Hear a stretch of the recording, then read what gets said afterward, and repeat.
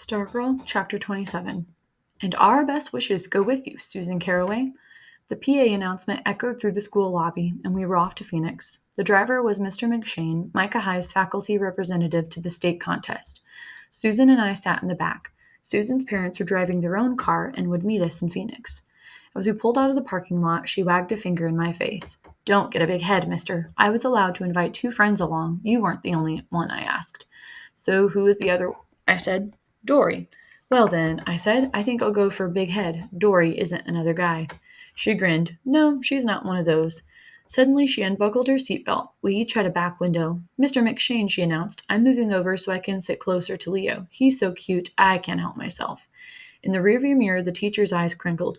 "Whatever you like, Susan. It's your day." She slid over and fastened herself into the middle belt. She jabbed me. "Hear that? It's my day. I get whatever I want." "So," I said, "what happened when you asked Dory Dilson?" She said no. She's mad at me. I could tell. Ever since I became Susan, she thinks I betrayed myself. She just doesn't understand how important it is to be popular.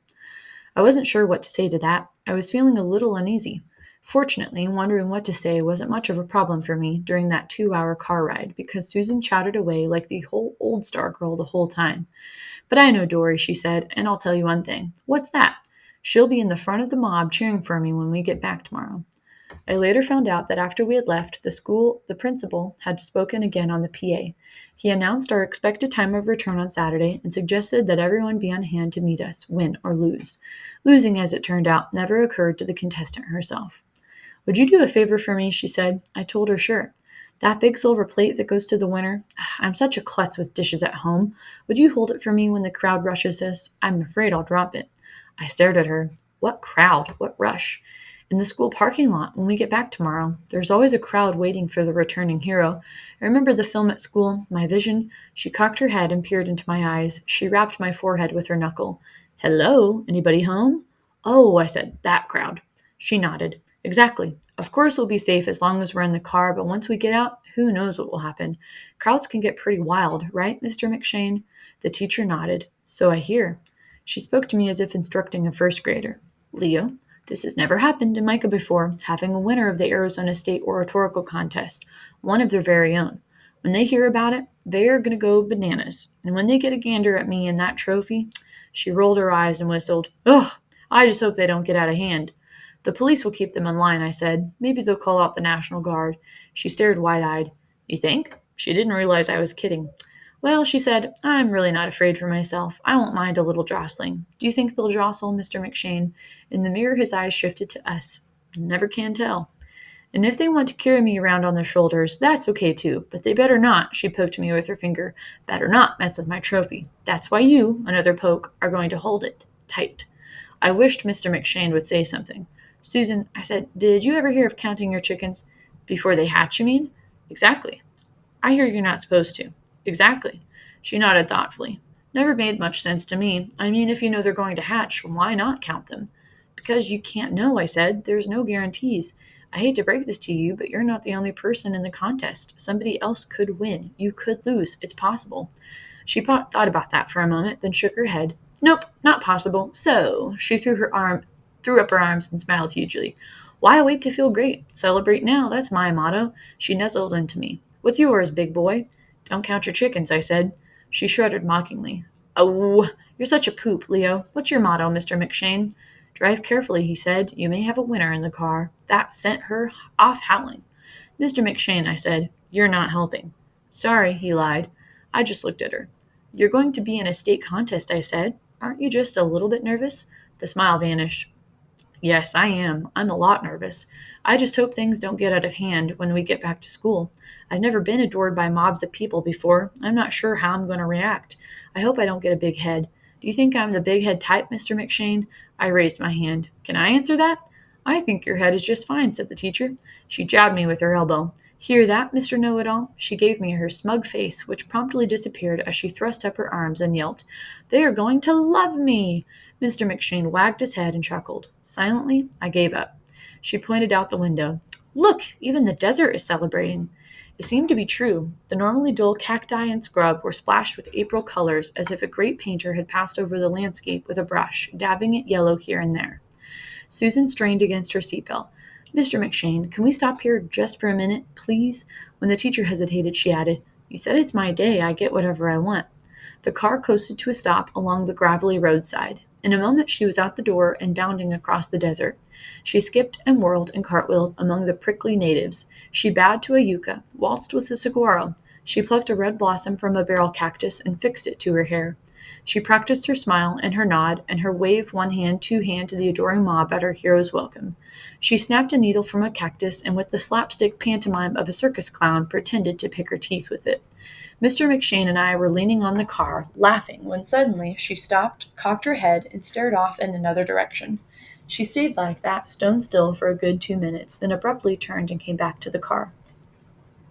Her face was thoughtful. Mr. McShane, she said as the teacher drove off, do you know any extinct birds? Passenger pigeon, he said. That's probably the best known.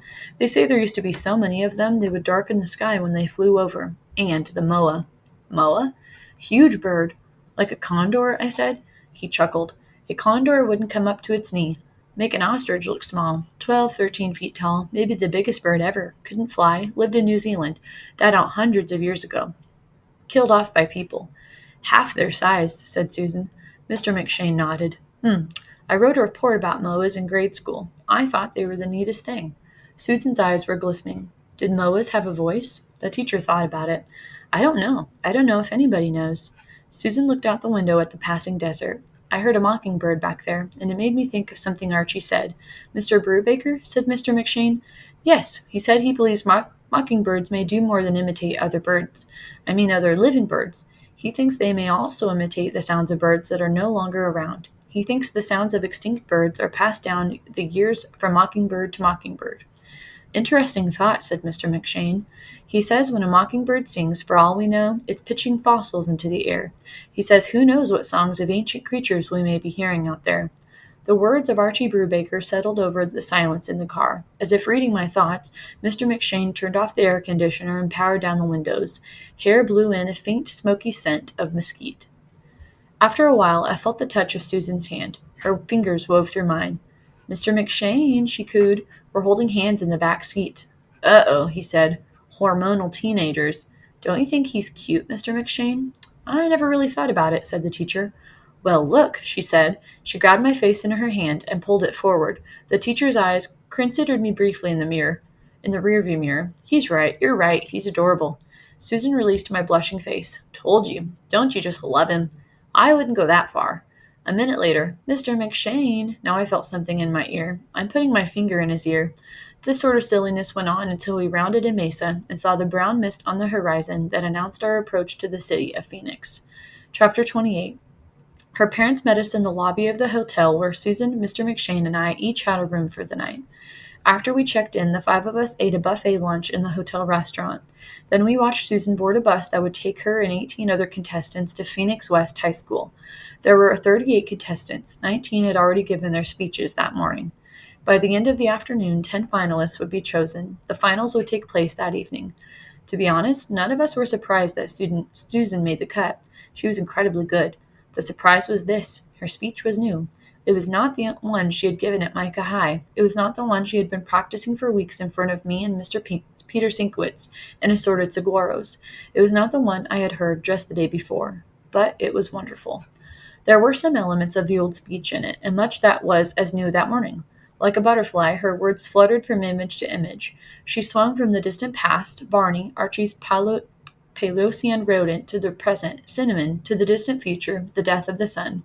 From the most ordinary here, the old man nodding on the bench at Tudor Village, to the most extraordinary there, a newly discovered galaxy 90% to the end of the universe. She touched on silver lunch trucks and designer labels and enchanted places, and when she said her best friend gave her a pet rat, a ride on his shoulder, tears came to my eyes. It was a jumble, it was a mishmash, and somehow she pulled it all together. Somehow she threaded every different thing through the voice of a solitary mockingbird singing in the desert. She called her speech, I Might Have Heard a Moa. The auditorium was half full, mostly with small groups of students and parents from the competing schools. After a contestant finished, his or her supporters whistled and whooped as if doing so would influence the judges. The rest was polite applause. When Susan finished, the 4 of us managed a modest cheer, but that was about it. No whistles, no whoops. I think we were made of more timid stuff than the speechmaker herself. Back at the hotel, Mr. McShane and I mobbed her, if two can be a mob. Her parents were more reserved. They were full of smiles and well dones, but they seemed no more surprised at her success than Susan did. When the adults went off to the gift shop, I had her to myself. I said, "Where did that come from?" She grinned. "Did you like it?" "Sure, but it's not what I've been hearing for the last month." "What were you doing? Practicing a secret speech on the side?" The grin got wider. "Nope, that was the first time I heard it, too." I stared at her. Slowly her words sank in. "Let me get this straight. You're saying you just made it up this morning?" "I'm saying I didn't even make it up. It was just there. All I did was open my mouth and let it out." She held both hands out to me and snapped her fingers. Presto. I gaped at her. "What are you going to say tonight?" She threw out her arms. "Who knows?" The five of us ate an early dinner in the hotel restaurant. Afterward, we waited in the lobby while Susan changed clothes. She stepped off the elevator wearing a peach-colored pantsuit. She slinked across the lobby, modeling for us. She sat on her mother's lap and said, "My personal seamstress made it for me." We applauded lightly and sent her off on the bus. The general public was invited to the evening show, and the auditorium was packed. People stood in back. Down front, a high school orchestra played rousing music by John Philip Sousa. The 10 contestants sat on stage. 7 were boys. All of the contestants appeared to be grim and nervous, stiff as mannequins, except for Susan, who was bending the ear of the boy sitting next to her. He nodded occasionally, but kept his eyes and spine at attention, and obviously wished that she would shut up. Susan's parents chuckled knowingly at her behavior, while I tried to disguise a stab of jealousy. One by one, the contestants took the long walk to center stage to give their speeches. The applause was equally hearty for all. A grade school girl in a frilly white dress handed each contestant a bouquet of roses, yellow for the girls, red for the boys. While the girls crated their roses, the boys looked at them as if they were hand grenades. Susan was next to last to speak. When her name was called, she bounced up from her chair and practically ran to the microphone. She did a sprightly pirouette, a curtsy, waved her hand in a window washer motion, and said, "Hi." Accustomed to seeing stiff, mortified contestants, the audience responded with uncertain titters. They didn't know what to make of this unconventional teenager any more than we had on the first day of school. Several bold souls said hi and waved back. She did not begin, at least not in the usual sense. There was no ringing preamble. She merely stood there comfortably chatting away as if we were all on rocking chairs on our front porch. Murmur drifted toward the ceiling. People were waiting for her to get started. The murmur subsided as it occurred to them that this was it, and they were missing it. The quiet that then fell over the auditorium was absolute. I was more tuned into the audience than to the speaker, and if for the last 5 minutes of her talk anyone was breathing, I could not detect it. When she finished with barely a whisper, "Can you hear it?" and leaned and cupped hand to her ear. 1,500 people seemed to inch forward, straining to hear. There were 10 seconds of purest stillness. Then she turned abruptly and went back to her chair. Still there was no reaction. What's going on, I wondered. She sat forward in her chair, her hands folded primly in her lap. And then it came, suddenly, explosively, as if everyone had awakened at once. We were all on our feet, clapping and shouting and whistling. I found myself sobbing. The cheering was as wild as that of the crowd at a championship basketball game.